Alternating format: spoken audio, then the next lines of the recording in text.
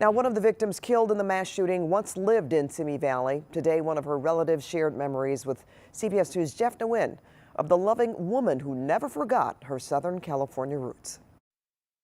This is me as a little boy, and her as a, probably like 20-year-old. David, who only wants to go by his first name, is a cousin of Tralona Bartkowiak.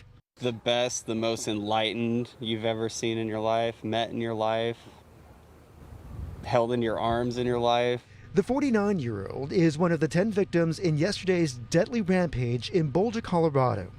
David grew up in the same San Fernando Valley home as Bartkowiak, who was 19 years older. She helped raise me. She was always there for me. And it's just really sad that she's gone. It's unbelievable. She had the biggest heart. She was the most loving person I've ever met in my life. And it's just so devastating.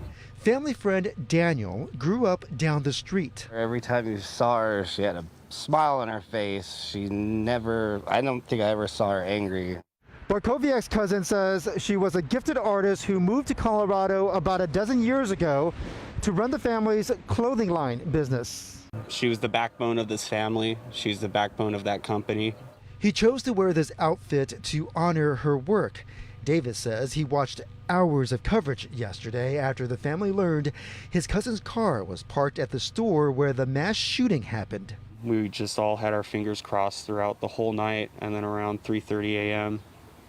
Got the phone call that the coroner reached out to her mother, and her mother ended up calling me. The loss has been painful because Bartkowiak was always the peacemaker in the family. She was the go-to to talk to and always squashed the issue. Her cousin says she had been happier than she'd ever been after getting engaged recently. Jeff Nguyen, CBS 2 News.